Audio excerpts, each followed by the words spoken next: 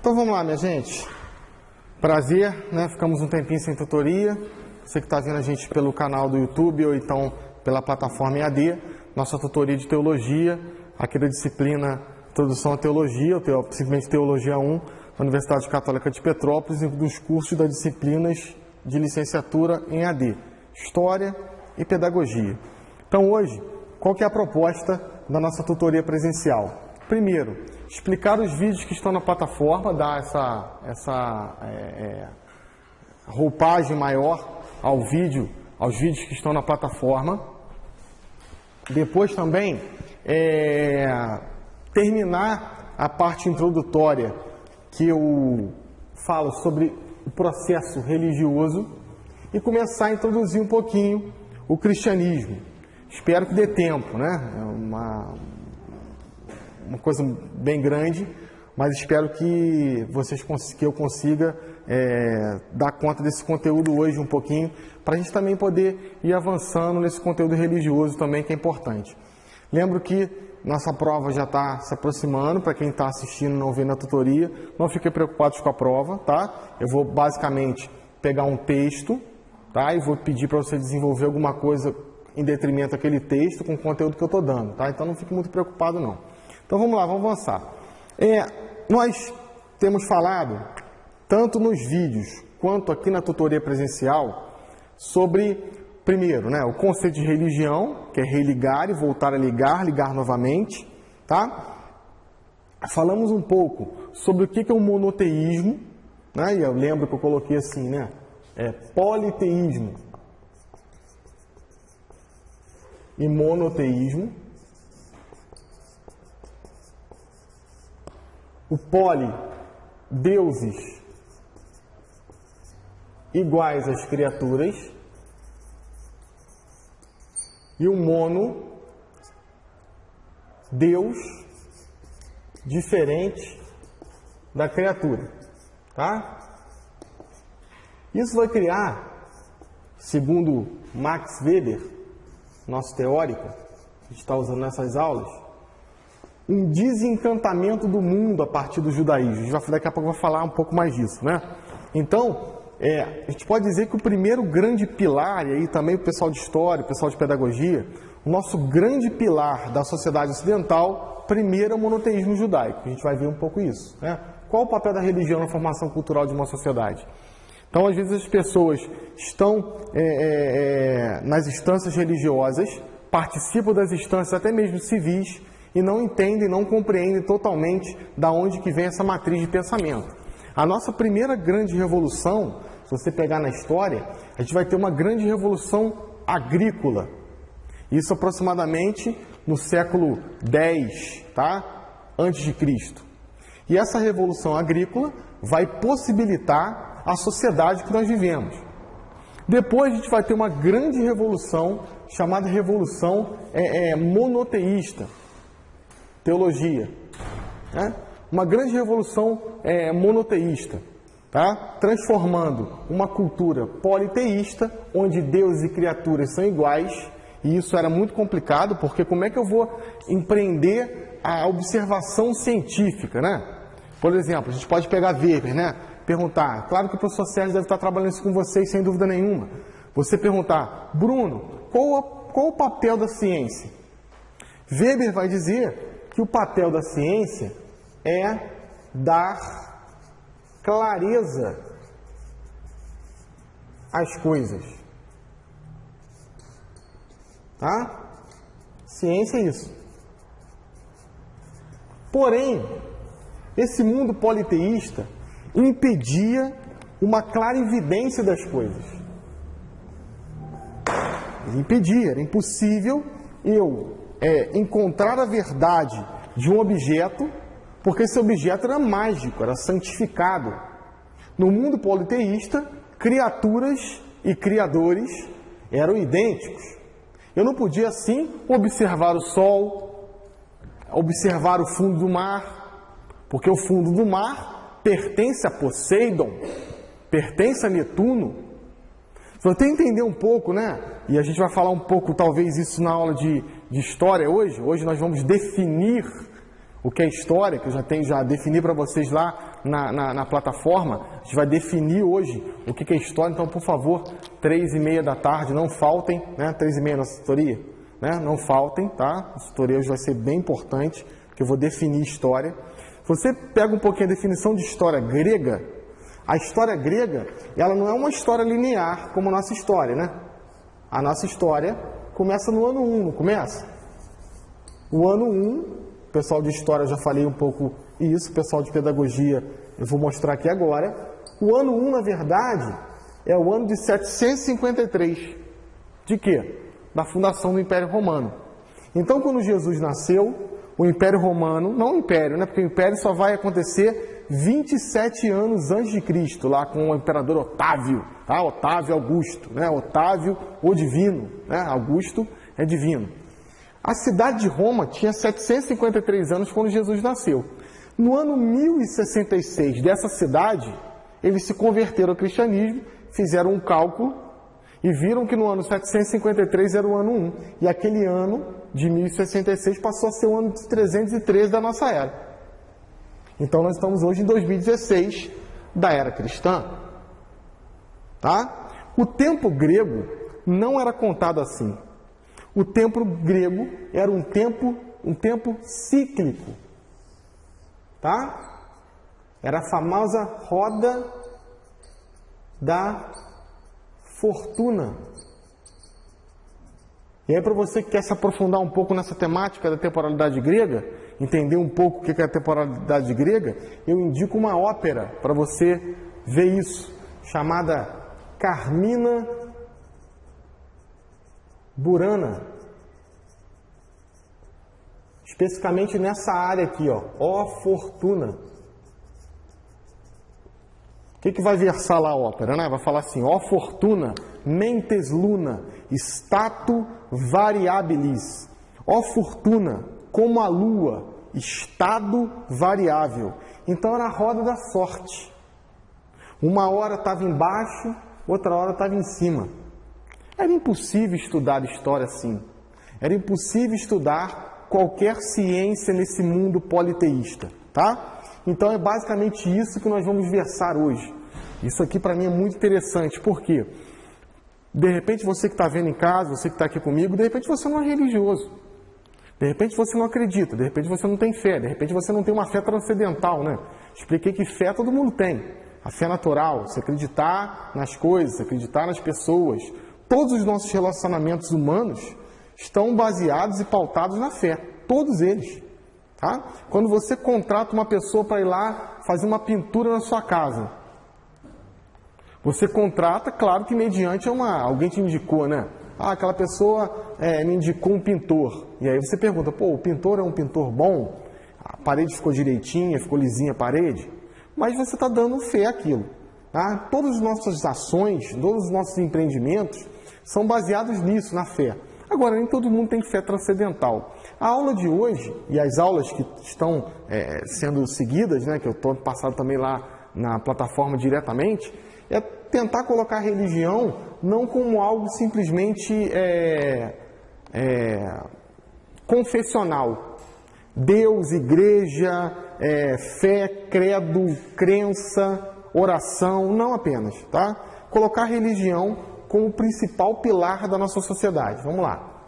Isso eu falei já para vocês, como que a religião é algo vital, sem dúvida nenhuma foram nossas primeiras aulas. Né? Eu falei que que a religião nasce com o homem, que a fé nasce com o homem. Né? Desde o seu nascimento, o homem quer isso, então é uma coisa que está dentro dele. Tá? O homem já nasce religioso, o homem já nasce acreditando, o homem já nasce tendo crenças. Tá? Isso é próprio do homem, acreditar, o homem acredita verdadeiramente. Quando a gente nasce, a gente vai romper uma harmonia intrauterina. Você estava lá no ventre da sua mãe, em estado simbiótico, né? Você está ligado pelo um cordão umbilical à sua mãe, então você é um ser junto com a sua mãe. Olha que interessante, né? Claro, são dois seres, mas ligados simbioticamente. Tá? Se sua mãe se alimenta, você se alimenta. Tá? Se a mãe bebe, você bebe. Né? É importante na gravidez a gente conter um pouco nossos nossos vícios, às vezes, né? A pessoa gosta de beber, a pessoa gosta de fumar um pouco, né? Então, tem que conter, porque senão o bebezinho também acaba pegando isso de tabela, né? Então, você está lá em estado simbiótico. Essa harmonia, chamada harmonia intrauterina, os psicólogos vão estudar, os psiquiatras vão estudar, que é um momento chave da nossa vida. Os psicólogos falam que existe trauma já dentro do ventre materno, por conta de problemas, a criança sente. Quando tem esse rompimento, e o nome é bem sintomático, né? Parto, trabalho de parto, tá? Nós nunca mais vamos encontrar essa harmonia. A teologia nos fala, né? E aí especificamente São João Crisóstomo, tá? O Boca de Ouro, vai falar que quando a gente vai ter essa harmonia novamente? Quando nós morrermos. Tá? A harmonia vai voltar quando essa vida terrena se findar. Tem até uma oração da igreja que eu gosto muito, lá a oração número 4, né, a oração eucarística número 4, que fala que, né, no fim da nossa peregrinação terrestre. São João Crisóstomo vai falar que o mundo é um outro ventre. Quando a gente sai de um ventre materno, nós entramos em outro ventre para ser aí sim verdadeiramente gestados. E quando morrermos, na verdade, nasceremos para uma pátria definitiva. Tá? Então, essa é a harmonia que a religião vai tentar dar. E nessa peregrinação terrestre, a religião vai tentar dar conta de explicar as intempéries da nossa vida. E isso é fé? Hein, gente? Isso é fé? Não. Lembra que nas primeiras aulas, eu falei bastante para vocês do gnóstico, tá? Que é aquele que acredita, mas não tem uma sistematização. A sistematização é ele, tá? Isso não é fé apenas. Isso é religião. Religião, e dentro da caixinha religião, uma palavrinha, né? Quem sabe? Quando eu sistematizo uma fé, eu tenho uma religião e um corpo, não, gente, doutrinário. Isso é uma doutrina, tá? Que é uma palavra interessante, né? Doutrina, doutrinar. Tem utilizado muito no direito também, né? A doutrina jurídica. O que seria a doutrina? Que é uma coisa que é importante que a gente saiba, né? E aí a gente tem basicamente os 3 grandes alicerces da religião. Eu tenho a fé, e eu tenho a sistematização da fé, que é a religião, e o sistema de fé, que é a doutrina. A caneta acabou. Que é a doutrina. Tá? Qual que é o papel da doutrina?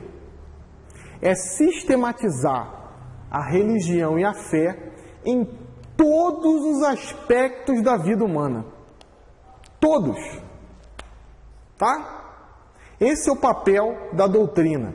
Por exemplo, você pode pegar grandes legisladores doutrinais da religião. Por exemplo, quando eu pego o judaísmo, quem é o grande legislador do judaísmo? O cara que vai pegar a fé em Abraão e vai transformar a fé em Abraão num corpo religioso e doutrinário. Quem sabe? Os 10 mandamentos. Moisés. Tá? Quando eu pego o corpo, quando eu pego a fé em Jesus Cristo e se transforma numa religião, num corpo doutrinário, quem é a mente pensante por trás disso? Que vai pegar a fé em Jesus e transformar num corpo doutrinário em 14 escritos de 21 do Novo Testamento.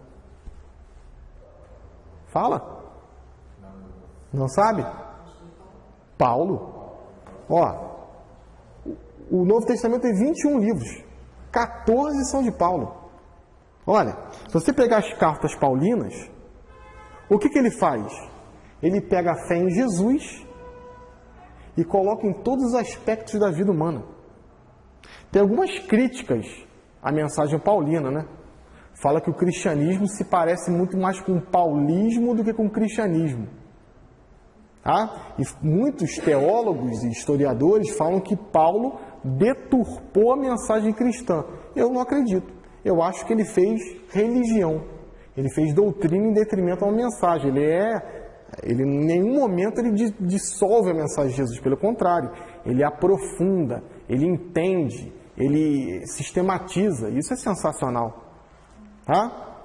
E, basicamente, foi isso que construiu a nossa sociedade, gente. A religião, e eu tenho falado também isso em história, a religião é papel fundante da nossa sociedade. Por exemplo, vamos pegar aqui para pedagogia, né, especificamente. O pessoal de história me dá licença um minutinho, né, para pedagogia. Claro que vai ter a ver também. Pegar um pouco da história da educação do Brasil. Tá? Processo de história da educação do Brasil, vocês vão ter essa disciplina. Vocês já estão tendo, não, né? Talvez semestre que vem. História da educação do Brasil. O Brasil, durante aproximadamente 100 anos, ficou esquecido por Portugal. Tá? A gente, para ter uma ideia, nos primeiros 50 anos a 70 anos do Brasil, Brasil descoberto, as pessoas que estavam aqui tinham que importar comida para comer, porque não tinha o trabalho nem de plantar. Era uma colônia totalmente extrativista. Depois começou a cultura do pau-brasil. Tá? E o espanhol implicava com o português, porque o espanhol estava na América, né, também, mas na América espanhola, claro, na América ali, que não era o Brasil, ele estava ali na Argentina, no Rio da Prata, daí que vem Argentum, a Argentina, a terra da prata, e eles falaram que qualquer criança minerava prata. Bastava pegar a água do rio, com um pouco de cascalho, fazer assim, e a prata aparecia na sua mão. E o português ficava caçando madeira. Só que em 1700, eles acharam um diamante em Minas. E aí, a curva virou, né?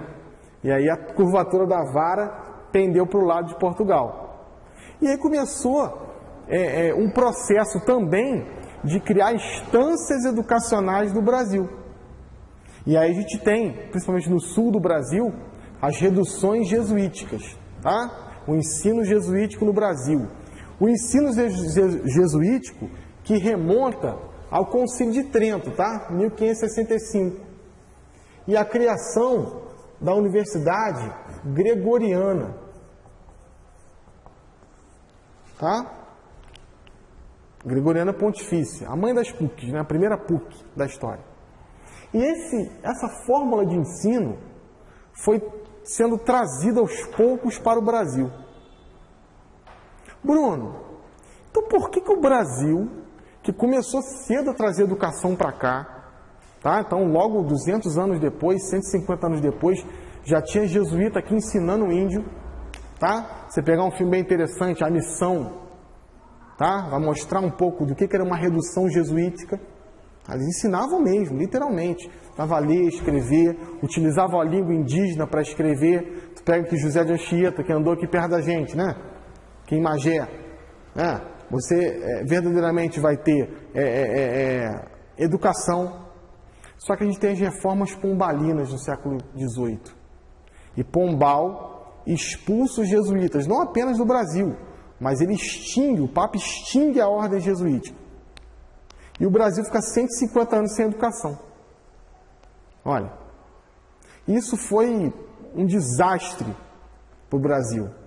De tal ponto que a gente só vai ter universidade em 1920, com a UFRJ. Tá? 37, a USP. 53, a UCP. Olha, não tem como ser bom, né? Olha, nossa tradição universitária é muito curta. Quando eu falo em universidade, eu estou falando de um universo de faculdades, tá? Já tinha faculdade na Bahia no início do século XIX. Já tinha faculdade no Rio de Janeiro no início do século XIX. Tá? Mas esse rompimento educacional foi extremamente complicado, né? Quando eu rompo faço essa ruptura no processo de formação, é muito complicado. Então, um exemplo aqui da pedagogia, né? O processo educacional.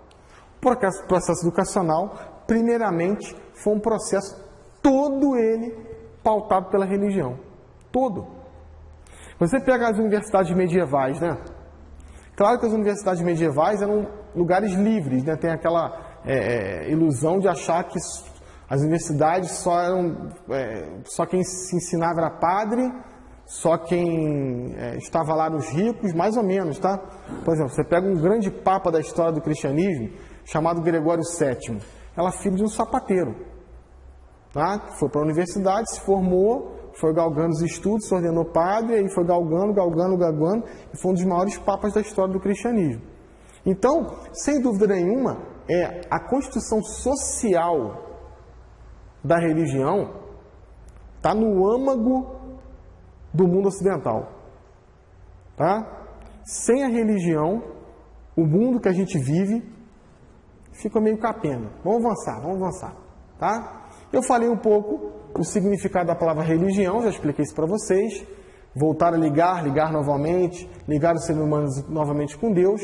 E falei um pouco disso aqui também, que são os chamados elementos que constituem a religião. Claro que isso aqui está embasado na doutrina católica. Tá? O católico fala que para ser religião tem que ter doutrina, rito, ética, comunidade e oração. Bruno, então o católico admite outra religião? Admite. Tá? O católico admite que existem outros caminhos. Se você pega uma carta lá do Vaticano II, chamada Ut Uni Sint, que vai falar sobre a liberdade religiosa, a Igreja Católica salvaguarda a liberdade religiosa. Ela fala que todas as pessoas têm liberdade de escolher a religião que lhe aprouver. Agora, ela vai colocar alguns critérios para ela identificar a religião ou não, entende? Então, por exemplo, uma pessoa pode falar que é religiosa, só que para a Igreja Católica, ela olhando externamente, ela vai dizer que tem religião se tiver isso aqui. Se tiver doutrina, rito, comunidade, oração e ética, tá? E eu expliquei basicamente isso para vocês nas aulas anteriores. Que toda religião tem sua doutrina e toda sua doutrina tem uma fonte. E a fonte pode ser primitiva, sapiencial ou profética. Tá? Eu posso ter uma fonte primitiva, sapiencial ou profética. Tá? E a doutrina vai emanar dessas fontes. Da onde que vem a minha doutrina? Por exemplo, eu sou judeu. A minha doutrina vem da Torá, que está na cerne do judaísmo, e foi empreendida intelectualmente por Moisés. Eu sou cristão. A cerne da minha fé está na pessoa de Jesus, na fé que ele pregou e na sistematização que foi feita pelos apóstolos. Se você pegar lá uma passagem famosíssima do Atos dos Apóstolos, tá? Atos 2, 42, é basicamente o primeiro credo do cristianismo, né? Perseveravam ele na doutrina dos apóstolos. Tá? Então, o que os apóstolos receberam de Jesus, eles transmitiram ao povo. Interessante, Paulo novamente, né? O que recebi dos apóstolos, vou-los transmito. O que recebi dos apóstolos de Jesus, porque Paulo não viu Jesus, o que recebi dos apóstolos de Jesus, vou-lo transmito. Que na noite Jesus tomou o pão, partiu e deu aos seus discípulos dizendo, e aí tem toda a teologia, tá? Então eu tenho as religiões chamadas religiões primitivas. Olha que interessante isso. Quando eu falo religião primitiva, eu estou falando das religiões primeiras, das primeiras maneiras de crer. Isso é interessante, né? E aí você vai ver como o homem, desde sempre, acredita em algo. O que é próprio das religiões primitivas? Cultuar os fenômenos da natureza. Então, por exemplo, eu não sei o que é o raio. Eu vou ser um animista. Eu não sei o que é o trovão. Eu vou ser um animista. Eu não sei o que é a chuva, o que é o sol. Tá? O próprio judaísmo coloca interessante, né? O luzeiro maior e o luzeiro menor. Não tem uma compreensão do que é aquilo totalmente. A chuva, as intempéries naturais. Você pega até no mundo grego, né? A roda da fortuna. Tem pessoas que pensam assim hoje, né? Quando de repente tem uma calmaria, né? Pessoas assim, quando as coisas estão muito calmas, é porque vai acontecer alguma coisa, né? É a roda da fortuna, né? Ou, né? Quanto mais sobe, maior a queda, né? É um exemplo clássico da roda da fortuna, né? E ó, tá subindo muito, mas quando cair a queda é longa. É um exemplo da roda da fortuna, da roda da sorte, né? A vida é pautada em detrimento à sorte da pessoa. Como é que a pessoa então sabe o que vai acontecer? Ela tem que ficar atenta aos sinais da roda da fortuna. Olha que coisa interessante. Por exemplo, se você pegar o grande Império Romano, né? Antes de ser império, aproximadamente no ano 40, tá? 40 a.C., vai ser império 27 anos antes de Cristo. O ditador Júlio César, que não era imperador, ditador Júlio César, antes de ser ditador, ele fazia parte de um triunvirato, que era 3 governantes. Ele era juntamente com Pompeu e com Crasso. E ele vai invadir a Britânia, que é hoje onde é a Inglaterra. É o único lugar que o Império Romano não conseguia invadir totalmente, invadiu só metade, que não conseguia, tinha os celtas lá. E os celtas pintavam roxo e azul e eram terríveis. Ele vai na campanha na Gália, na França, ele vence a campanha da Gália e depois ele vai para a Britânia. Ele está saindo de casa, de repente cai uma folha de palmeira, dessas que tem na UCP, na frente dele. Ele volta. Ele fala, não vou invadir a Britânia hoje, porque foi um sinal da roda da fortuna. Olha, isso é uma religião primitiva, né? Você pegar uma religião primitiva, é uma religião que está centrada no sangue, sacrifício. Se você pegar o profetismo também, né? Você pegar o cristianismo e o judaísmo, a questão do sangue também é muito forte, né?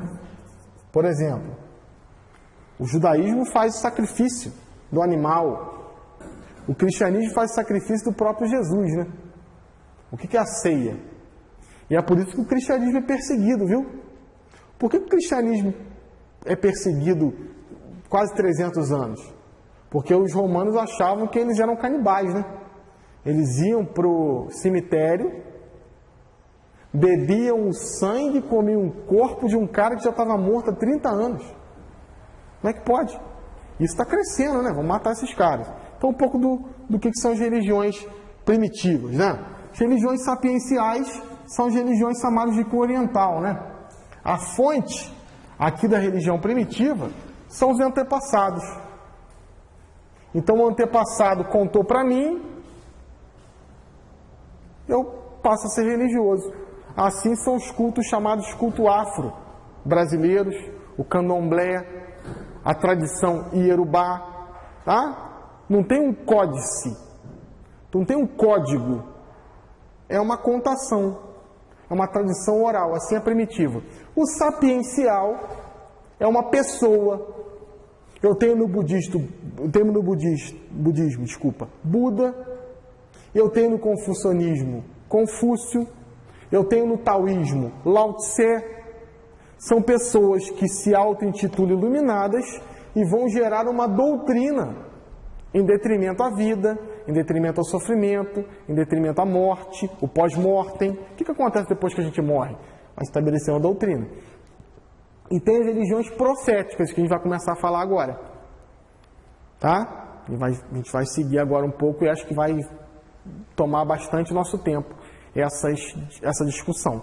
Tá? A gente fala um pouquinho do judaísmo, um pouquinho do cristianismo. E talvez um pouquinho do islamismo também.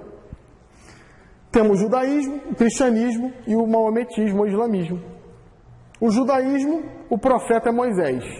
O cristianismo, o profeta é Jesus. E o islamismo, o profeta é Maomé.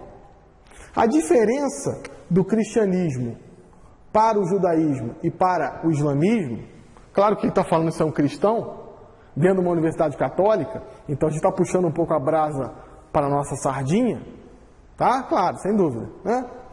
O cristianismo aqui, ele vai ser, no caso, Jesus, ele aqui é multifuncional, né? Porque ele é a mensagem, ele é o mensageiro,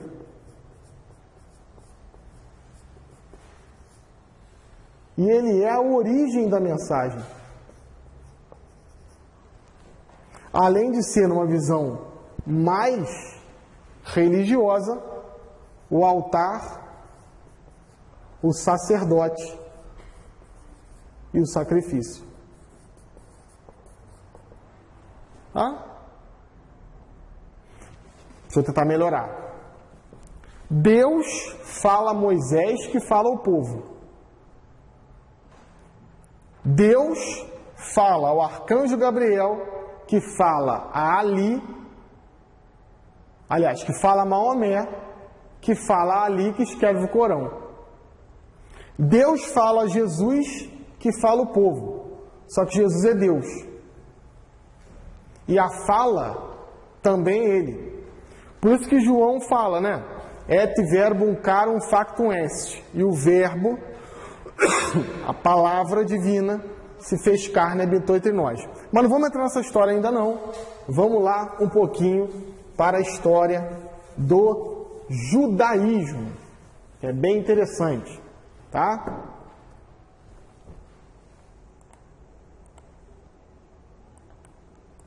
Alguma questão até aqui? Não? Nada? Tranquilo? Pergunta, dúvida, questionamento? Estou com sono? Não? Tranquilo? Estão gostando? Tá? Vamos lá então. Judaísmo é a primeira religião monoteísta da Terra, tá? Primeira. Claro que, historicamente, pessoal de história, nós temos algumas intuições do politeísmo, do monoteísmo, aliás, no Egito. Nós temos lá o grande faraó, Akenaton, que era marido lá, esposo lá, se podemos dizer assim, no Egito dinástico, se podemos dizer que tem esposo no Egito dinástico, né?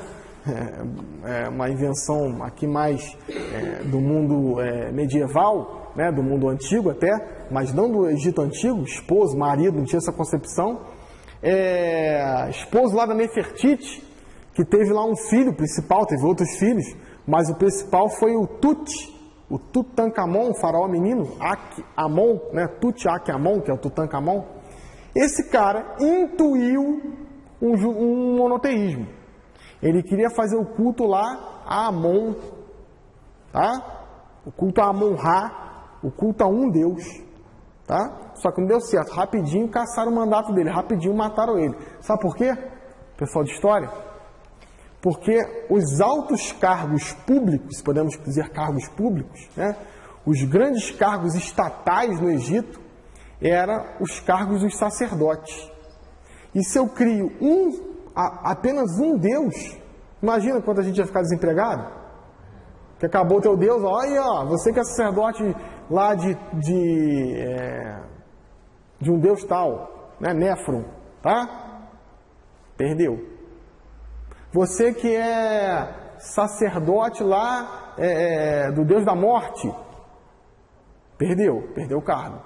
Imagina, mataram o cara rapidinho. O judaísmo está certo. O judaísmo empreendido ao culto monoteísta por Abraão, tá? Essa fé em Abraão, em um único Deus, dá certo. Ele, nesse sentido, historicamente, Maomé se parece muito com Abraão, historicamente, porque ele vai reunir em torno dele povos que eram povos nômades, povos que eram povos que estavam ali numa circunvizinhança arábica e mesopotâmica, em torno de um único Deus. E ele funda um povo sobre essa égide. Sobre a égide, o que é uma égide? Um mote, né? Uma ideia. Sobre essa égide de um Deus. Claro que, se você pegar a Bíblia por curiosidade, você vai ver que essa evolução de um Deus vai acontecer no decorrer da Bíblia, tá? Do Antigo Testamento.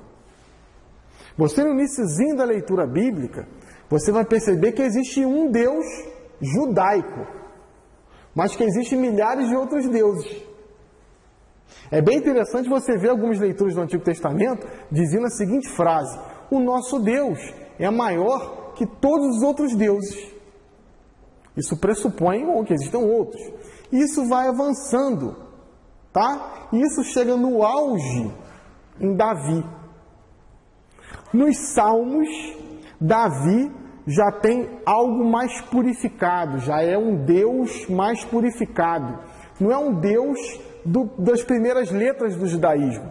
Não é um Deus que manda serpente para picar as pessoas. Não é um Deus que manda o dilúvio. Não é um Deus que, se você olhar para trás, ele vai te transformar em uma estátua de sal. Não. O Deus dos Salmos, o Deus dos livros sapienciais, é um Deus com um binômio. Seria um binômio. 2 nomes. Misericordioso e compassivo.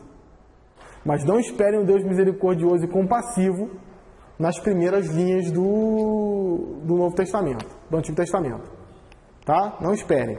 É um Deus que é um justo juiz, que manda raio, que manda serpente, que se você botar a mão na Arca da Aliança você é fulminado, se você olhar para trás você vira uma estátua de sal, justamente por conta dessa purificação do politeísmo de muitos deuses para um Deus, mostrando que um Deus Moisés vai e quebra as tábuas da lei, porque o povo está adorando um bezerro de ouro. Tá? Então, existe também essa evolução do monoteísmo. O monoteísmo que não começa, ele é intuído por Abraão e assim vai tendo uma evolução do pensamento. Como todos nós, né? Muitas vezes, quando a gente vai conhecer alguma coisa, quando a gente vai estabelecer alguma prática, às vezes a gente vai devagarinho, né? Vai se aprofundando e depois vai entendendo tudo completamente. Por exemplo, nós começamos em fevereiro, nós já estamos em maio. Será que aquela nossa primeira ideia da faculdade está sendo corroborada ou está sendo desmistificada? Vou melhorar, né? Será que eu pensei que era faculdade é a faculdade, ou que eu pensei que era a faculdade não é a faculdade? Ou, por exemplo, né? Eu vou fazer lá uma faculdade à distância. Por que você vai fazer uma faculdade à distância? Porque é mais fácil. Você está vendo que não é, né? E às vezes muito pelo contrário, porque você precisa de uma carga de estudo que não é uma carga o quê? Vigiada. Tá? O ensino à distância é um ensino autônomo. Você está percebendo, pessoal de história, inclusive numa disciplina minha, que é a História Antiga Oriental. Eu estou dando pequenas indicações e você está seguindo por si só. Já a História, Introdução aos Estudos Históricos, eu estou dando mais indicação. Mas é um ensino muito autônomo, tá? Com supervisão. Inclusive, a gente está tendo uma aula aqui de tutoria. Você que não está vendo, tem pessoas aqui atrás da gente. Pessoas bonitas, lindas, inteligentes. Tá? Dá um oi aí, gente. Tá? Né? Então, não é um ensino mais fácil. Então, assim também é na vida religiosa. Assim também é na concepção de uma civilização.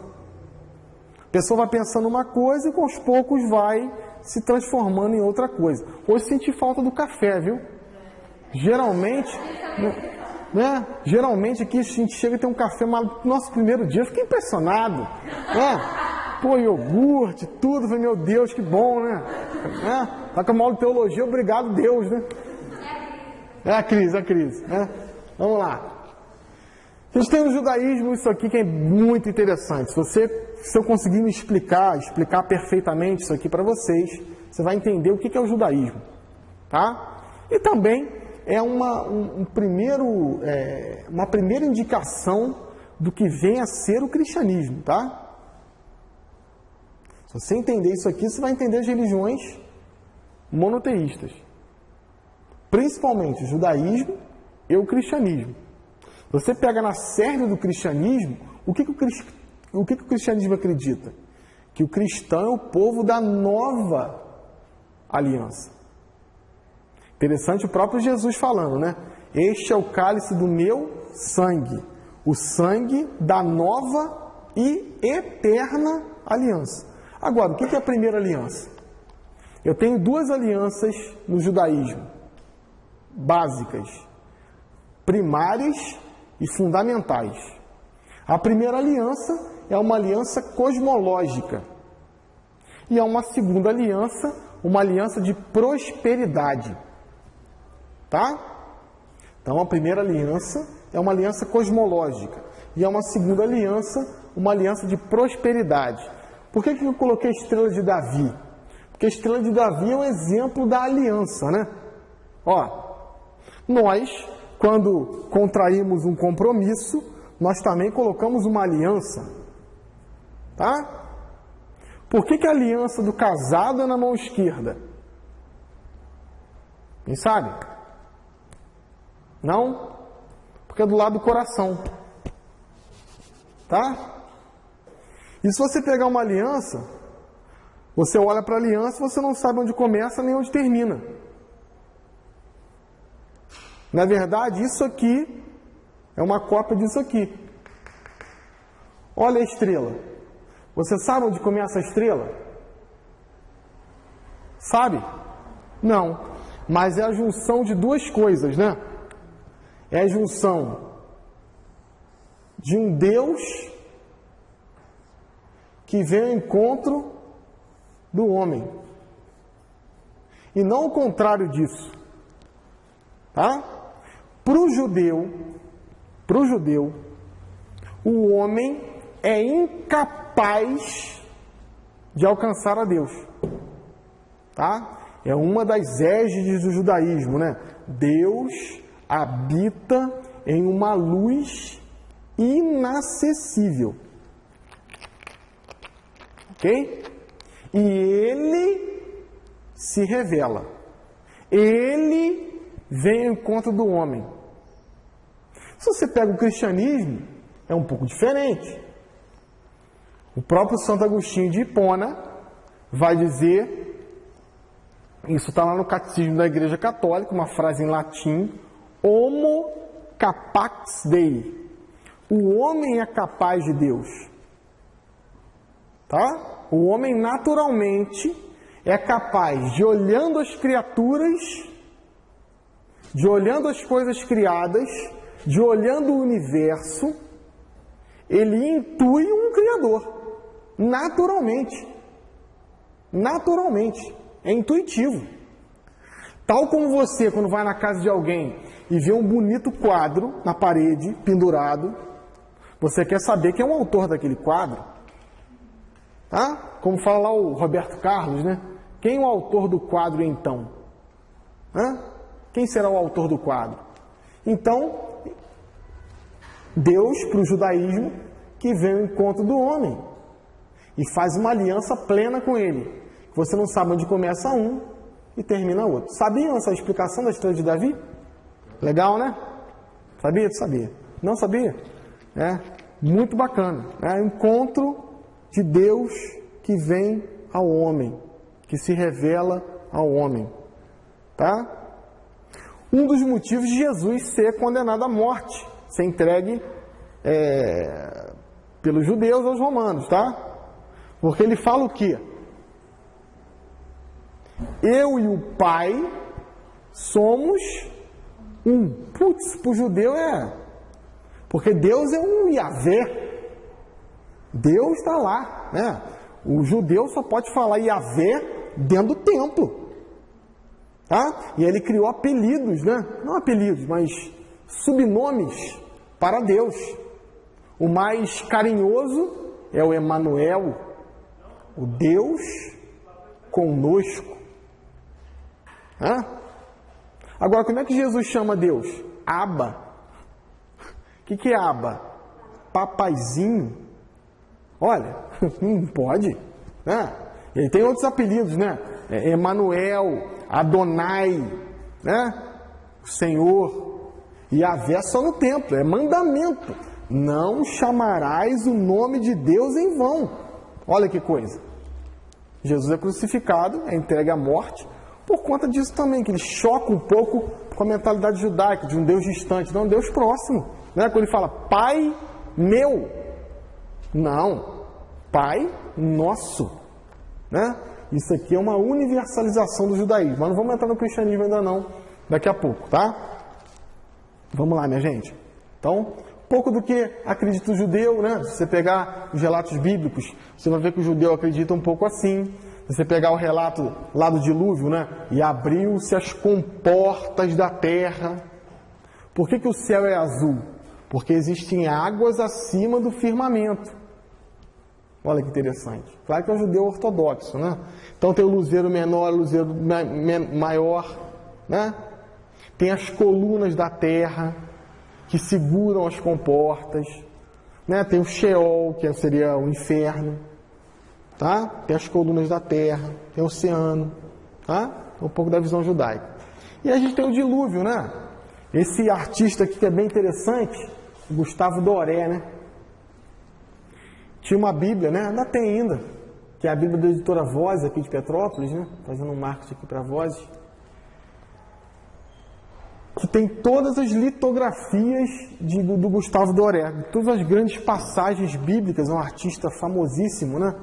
E ele pinta lá todas as grandes passagens bíblicas no carvão.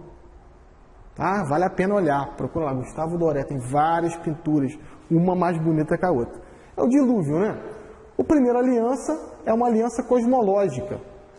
E aí se eu pegar a concepção da palavra cosmos, eu vou entender o que é uma aliança cosmológica. Deixa eu apagar aqui.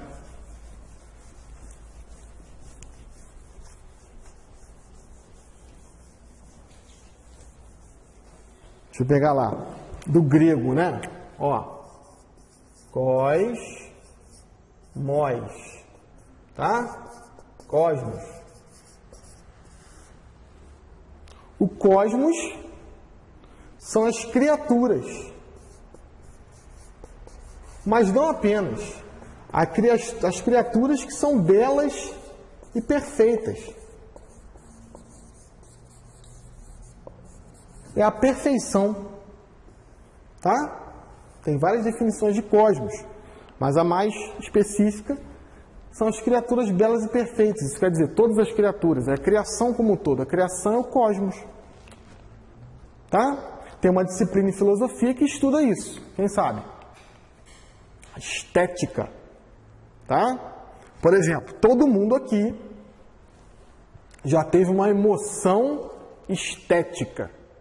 Todo mundo. O que é uma emoção estética? Emoção estética. Quem saberia?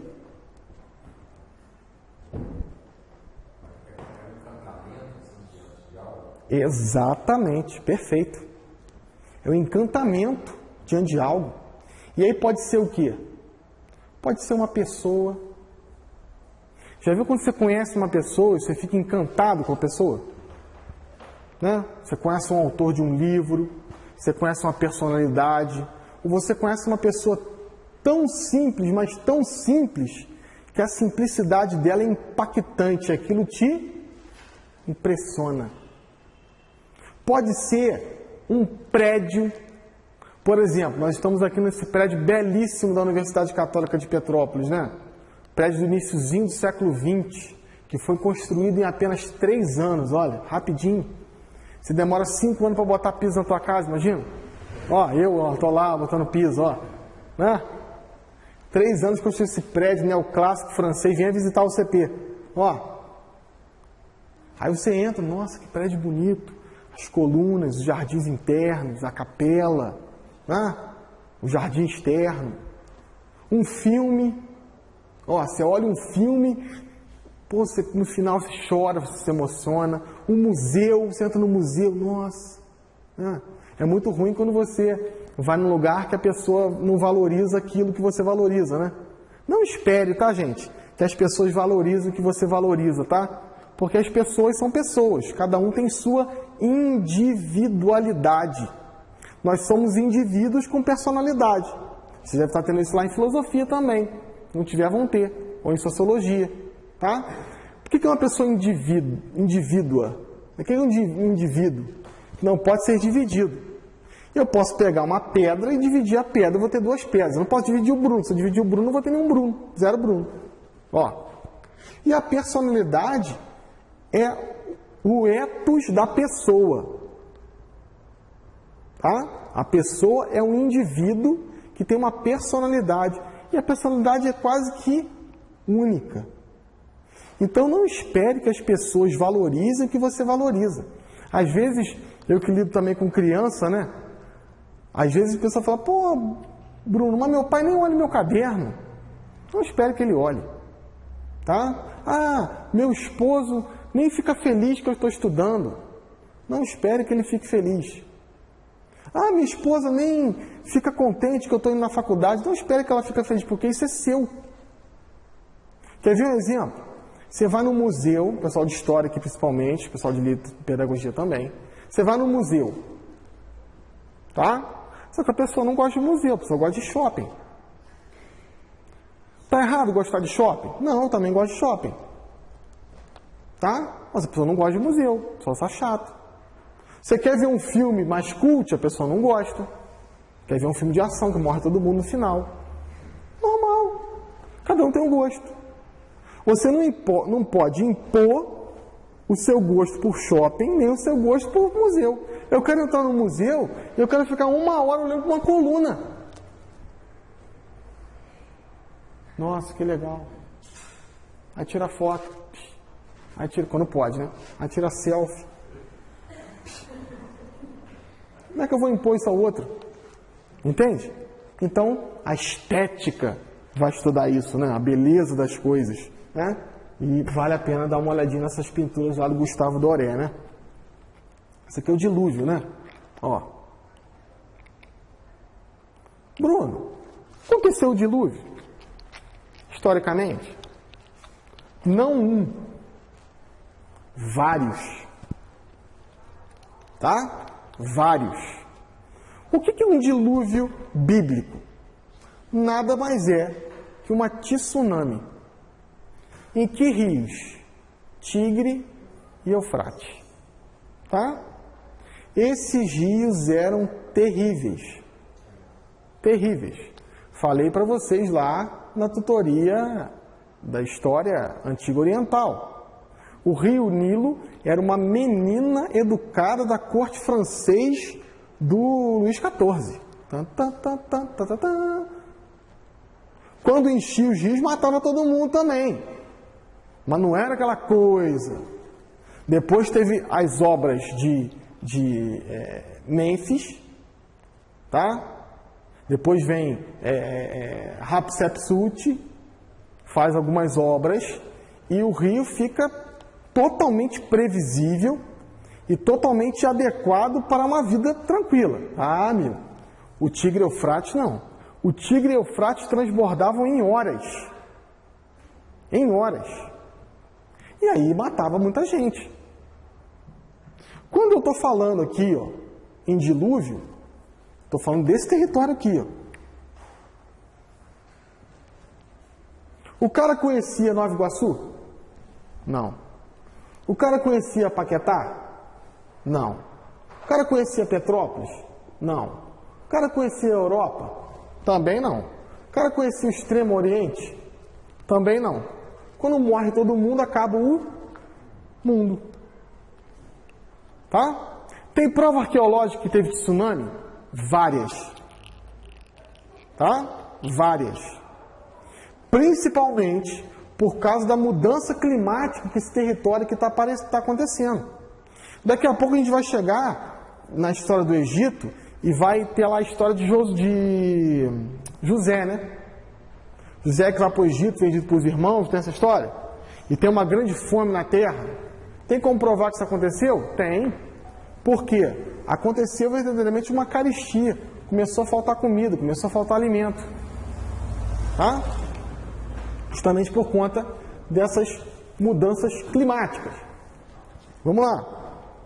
Ó, não, isso aqui primeiro. Quem são os judeus? Deixa eu tomar uma imagem aqui. Quem são os judeus? A história do judaísmo começa com Abraão, por volta aproximadamente de 2100 anos antes de Cristo.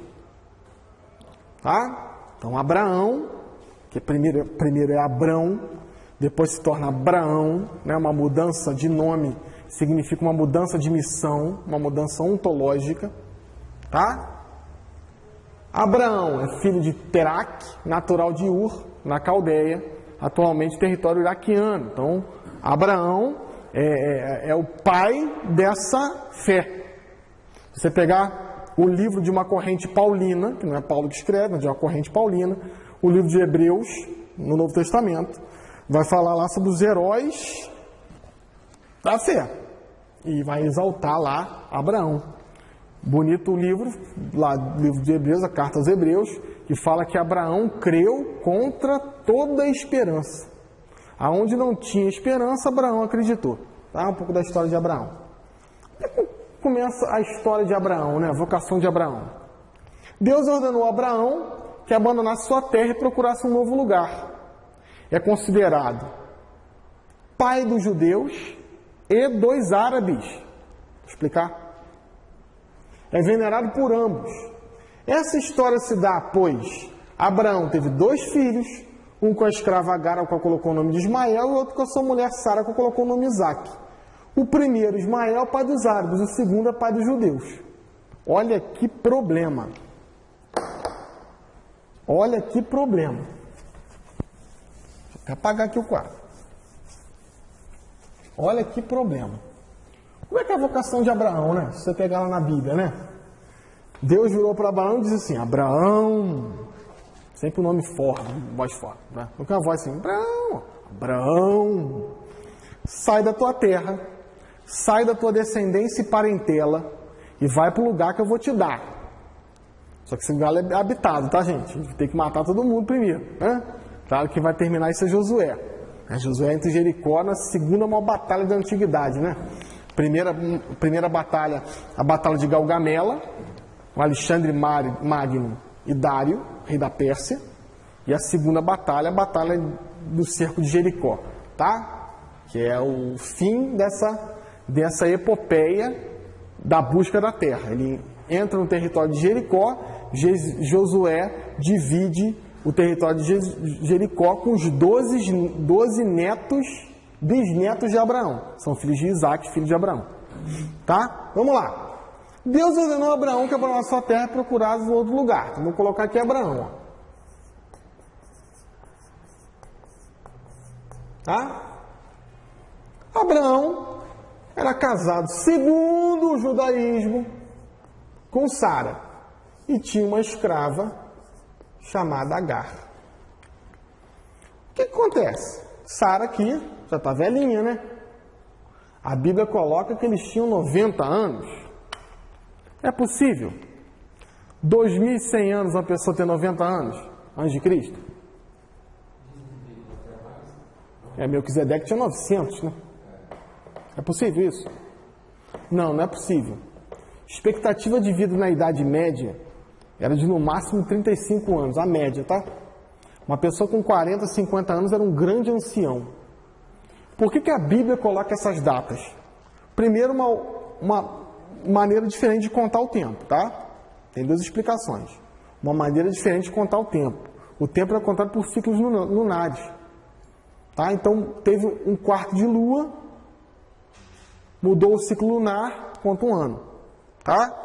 Por exemplo, é comum falar, ó, daqui a tantas luas a gente se encontra. Então, a pessoa contava as luas e aquele ciclo de dias e anos. Tá? Agora, uma outra coisa que é mais próximo da realidade, demonstrava o papel social dessa pessoa. Então, quanto mais idade, mais importante aquela pessoa era e mais sábio aquela pessoa era. Mas isso não representava a idade cronológica de maneira nenhuma. Tá? De maneira nenhuma. Não é possível um cara ter 900 anos, como Melquisedeque. Tá? Como Matusalém, aliás. Não é possível. Sara, mesmo assim, já está velhinha, né? E Deus fala para Abraão que Abraão vai ter uma descendência numerosa, maior que as estrelas do céu e que das areias da praia do mar. Só que Abraão só tenta e Sara nada de ficar grávida. Sara ela seca por dentro. O que Sara fala para Abraão? Abraão, você já viu a nossa serva Agar? Você já viu como é que ela é bonita, como é que ela é formosa? O que Abraão responde? Não. Eu nunca tinha percebido. Fala alguma mentira? Meninos aqui de plantão, né? Você está andando na rua com a sua noiva, com a sua namorada, com a sua esposa, e de repente sua noiva, sua namorada, sua esposa fala assim: nossa, você viu que moça bonita? Não. Ó, aí de você que fala que viu. Vi, pô, bonito sapato, pô, ó, né? Ó, não é assim? Abraão, visite, olha como é que a Bíblia coloca bonito, né? Visite a tenda de Agar. Ó, e garanta com ela sua descendência e parentela, porque aqui não sai nada, meu filho. O que Abraão responde? Olha, eu não queria não, hein? Eu não queria, eu nem queria. Já viu quando uma criança pede uma coisa? Desculpa. Uma tosse danada. Já viu quando a criança pede uma coisa e aí você fala, não vou te dar, porque tá de castigo. Aí a pessoa fala, não, nem queria. Nem queria também. Ó, é um pouco, né? Eu não queria não. Já que tá mandando, então Abraão visita a tenda de Agar, entenderam, né? E tem com ela Ismael.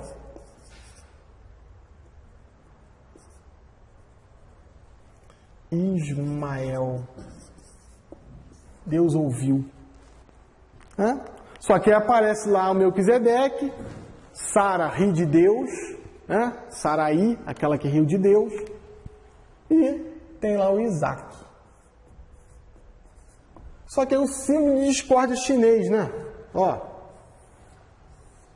qual que é o símbolo de discórdia chinês? Vou fazer aqui ó.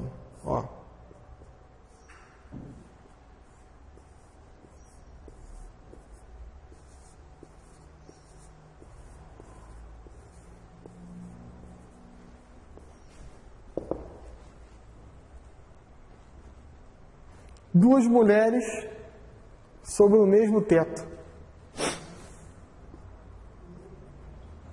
Não é? Uma vai rir, outra vai chorar. Uma vai chorar e outra vai rir. Não tem jeito, gente. Tá? E aí começou. Fight! Valendo! O meu filho é mais bonito que o teu, meu filho joga videogame melhor que você, meu filho tem um PlayStation 4, meu filho faz faculdade de História EAD na UCP. E aí? A Bíblia coloca, né? Abraão, para que não tenha contendas em vossa casa, lembra que contendas não é um bairro em São José do Vale do Rio Preto, para que não tenha contendas em vossa casa, despeça sua serva Agar e seu filho Ismael. E não temas, Abraão, porque dele também farei uma grande nação, maior que as estrelas do céu e que as areias da praia do mar. O Gustavo Doré aqui é muito feliz, né? Nessa pintura. Ele coloca Sara e Isaac chorando, porque está indo embora o irmão dele. Quem que vai chutar a bola com ele? Está chorando, né? ele coloca aqui Abraão também chorando, porque ele está perdendo o seu filho. Imagina você saber que nunca mais vai ver seu filho, um pequeno. E Sara, Agar, também chorando, porque vai perder o carinho do colo de Abraão. E o Gustavo Doré, ele vai colocar também o cântaro. O que significa o cântaro? A herança de Abraão. Olha que lindo, né? Parte da herança de Abraão é dada para Agar. O que acontece? Isaac tem 2 filhos. Quem sabe? Esaú e Jacó. Quem é o primeiro filho? Esaú. Só que Esaú é um trabalhador. Esaú é um homem do campo. Esaú é um agricultor simples, é um pastor de ovelhas. Já Jacó não. Jacó é um empreendedor nato. A mãe de Jacó seduz Jacó e Jacó prende Esaú. Olha que família miserável. Ó. E Jacó consegue a primogenitura dando ao irmão um prato de lentilhas, porque ele está preso. Outro fala que eu sou o primeiro filho, outro morre. E aí, a gente tem isso aqui, ó. Daqui a pouco eu falo do sacrifício de Abraão. Tá, ó. Daqui a pouco eu vou explicar. A história de Esaú acaba, depois eles brigam. Jacó luta com Deus e se torna Israel. Jacó tem 12 filhos. Jacó tem um filho que se chama José. José vai para o Egito, Moisés. Depois da tribo de Davi, vem Jesus. Olha que promessa. Então, Abraão é pai dos judeus e dos cristãos. Ismael é pai dos árabes. Existe um árabe chamado Maomé que funda o Islã. Olha, as 3 religiões monoteístas estão subordinadas à fé de Abraão. Olha que interessante. Bruno, você que estuda história, será que é por isso que eles brigam? Até hoje, meu amigo. Tá? Até hoje. Por quê? Vamos colocar... Isso não acontece nas nossas famílias, né? Nossas famílias são todas famílias perfeitas. Vamos colocar que teu pai ou tua mãe tem um filho, uma filha, antes do casamento que está acontecendo agora. Tá? Então você tem um meio-irmão. Isso é possível? É, normal. Vamos colocar que o teu pai tem posses. Teu pai morre. O que você faz com as posses do teu pai? Divide. Metade para você, metade para o teu meio-irmão. É justo? É.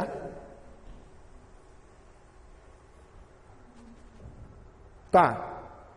Mas tem uma terra lá. Só que essa terra foi Deus que deu. Não divide, né? Você não pode dividir algo que Deus deu. É minha. Sai daqui. Piora, viu? Por que piora? Sara é a esposa de Abraão, não é? Para o judeu. Porque para o judeu, Sara é a esposa e Agar é a escrava. Mas para o islâmico, quem é escrava é Sara e quem é esposa é Agar. Vai lá. Resolve. Eu acho interessante. É momento de entretenimento único quando algum jornal fala do conflito no Oriente Médio como um conflito apenas geopolítico. É um conflito geopolítico? É, mas tem uma cerne religiosa. Por que a gente não entende isso? Por que para a gente é incompreensível?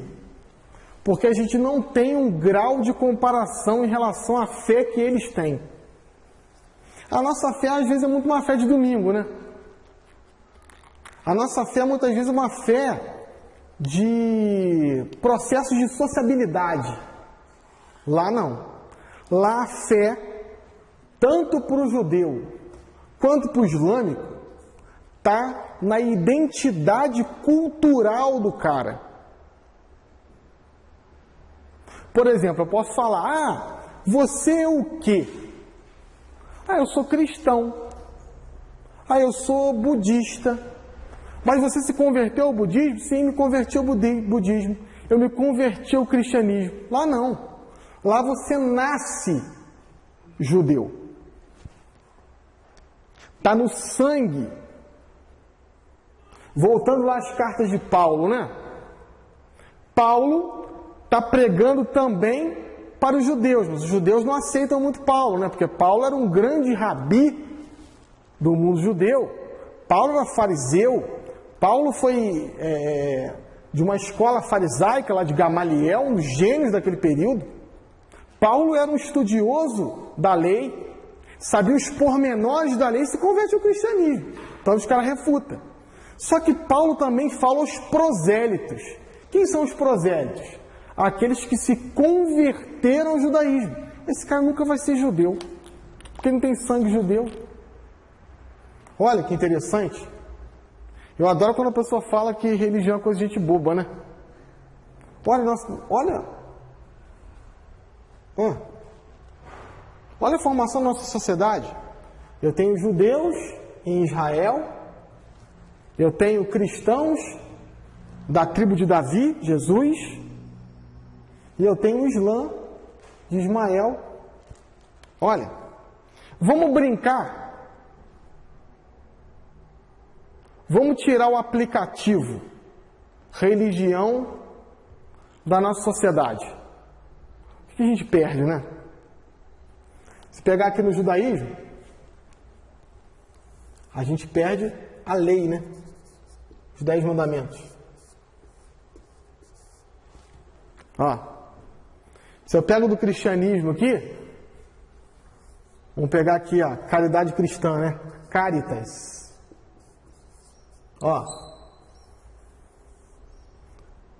Do islamismo pode se perder alguma coisa? Pode. Né?